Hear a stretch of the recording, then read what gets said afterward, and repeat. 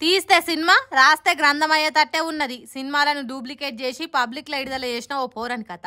అంగికి తెలవకుండా బనీన్ను, ప్యాంటుకు తెలవకుండా షెడ్డిని మాయం చేసే టాలెంట్ కలిగినోడట.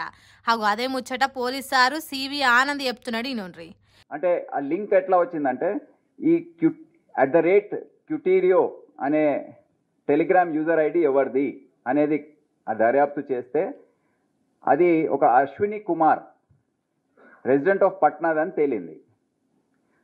దాని తర్వాత మా టీం అక్కడ వెళ్ళింది. అతను అక్కడ పట్నాలో ఒక చిన్న ఇంట్లో ఫ్యామిలీతో 22-year-old పర్సన్ ఇతను అదే 12th ఇంటర్మీడియట్ ఎడ్యుకేటెడ్.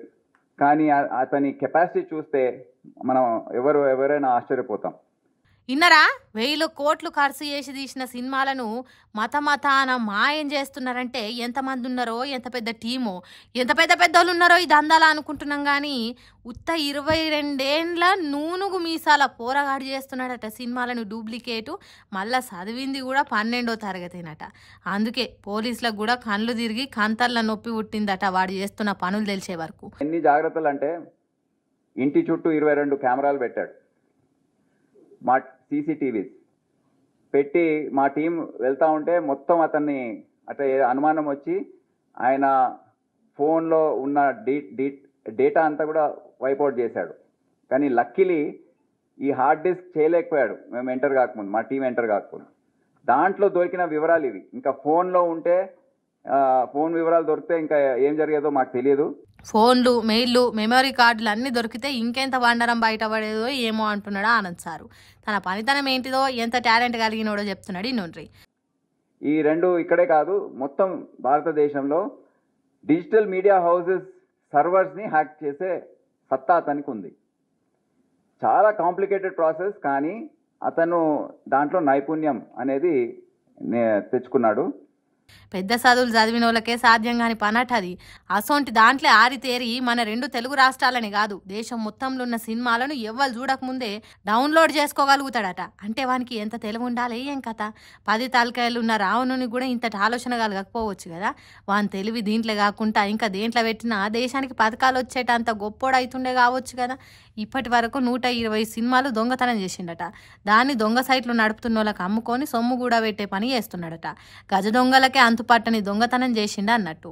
ఇంత పెద్ద దొంగను దేశంలో ఏ పోలీసులు పట్టుకోంది, మన తెలంగాణ పోలీసులు పట్టుకున్నాడు గొప్ప ముచ్చట. ఇసొంటి దొంగల ముఠా మొత్తం దొరికితే పుఖ్యానికే సినిమాలు చూసేటోళ్ళ పరిస్థితి ఎట్లనో ఏమో. ఐ బొమ్మలు, బప్పాలు, మూవీ రూల్స్లు మూత పడితే తప్పకుండా టాకీస్లకు పోయి చూడాల్సిందే, లేకుంటే OTTలలో పైసలు కట్టి చూడాల్సిందే. ఇట్లాంటి దొంగలు మొత్తం దొరికితే సినిమాలు తీసేటోళ్ళకి 4 పైసలు మిగిలే రోజులు వస్తాయి కావచ్చు. అసొంటి దినాలు రావాలని కోరుకుందాం. ఏమంటారు? జానేడు ఇంట్లో మూరేడు కట్టే ఎట్లెట్లా కొడతావో కొట్టు మొగుడా అన్నట్టే తయారైంది ఆర్టీసీలో పనిచేస్తున్న వాళ్ళ పరిస్థితి. సంస్థకు పైసలు రావాలన్నాయే, ఆడోళ్లకు ఫ్రీ టికెట్ కొట్టాలన్నాయే. ఇక ఎట్లొస్తుంది ఆదాయం?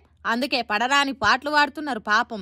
ఇగో ఇక్కడ చూడుండ్రి, సీతాఫలం బుట్టలు నెత్తికి ఎత్తుకొని బస్సు ఎక్కితే నడుమిట్లనే దింపేసిండు పాపం. రేవంత్ రెడ్డి సర్కారేమో ఫ్రీ బస్ అని చెప్పింది, కానీ కండక్టర్ ఏమో బస్సు ఎక్కొద్దని దింపేసిండని లొల్లికి దిగిండ్రు. సీతాఫలాలు, కూరగాయల గంపలు పట్టుకొని బస్సు ఎక్కినంత మాత్రాన మేము మహిళలం కాకుండా పోతామా? ఇది ఎక్కడ అన్యాయం? కాకపోతే మాకు ఫ్రీ టికెట్ కొట్టి లగేజ్కి ఇంకో టికెట్ కొట్టు, అంతేగాని ఇట్లా నడుమిట్లా దింపి ఆగం చేసుడేందని బాగానే వాదించిండ్రు కండక్టర్తోని. బస్సు ఆపి ఆలస్యం చేస్తున్నందుకు ప్యాసింజర్లు పరిశాన్ అయినరు. కండక్టర్కు గంపలు పట్టుకొని బస్సు ఎక్కిన మహిళలకు నడుమ లొల్లి జరిగితే నడుమిట్లకు సీఎం రేవంత్ రెడ్డిని తీసుకొచ్చి అడుగుతున్నారు.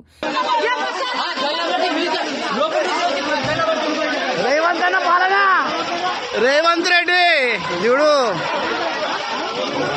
సీఎం రేవంత్ రెడ్డి చూడు నీ పరిపాలనలో ఎట్లున్నదో. ఊరంతా ఓ బాధ అయితే ఊసుగండ్లో ఉంది ఇంకో బాధ అన్నట్టే చేసినావు ఆర్టీసీ కార్మికులను అన్నట్టు పరాష్కాలు ఆడుతున్నారు పబ్లిక్. సంగారెడ్డి జిల్లా చౌటకూర అనే ఏరియాలో నడుస్తున్న ఆర్టీసీ బస్సులో జరిగిన లొల్లిదంతా. పండుగ పాపం లేకుండా డ్యూటీలు చేస్తున్న ఆర్టీసీ కార్మికుల పరిస్థితే మంచిగా లేకుండా అయింది. ఎవలకు బాధ కలిగినా, ఎవలకు తిక్కలేసినా కండక్టర్ డ్రైవర్లు అనేది ఇట్టుడు చేస్తున్నారు. ఇంటికాడి కోపం, సర్కార్ మీద ఉన్న కోపం మొత్తం ఆర్టీసీ డ్యూటీలు చేస్తున్న వాళ్ళ మీదనే తీసుకుంటాన్రు. ఇంకా ఎన్నెన్నో ఏమో పోన్రి ఆర్టీసీ బస్సులో.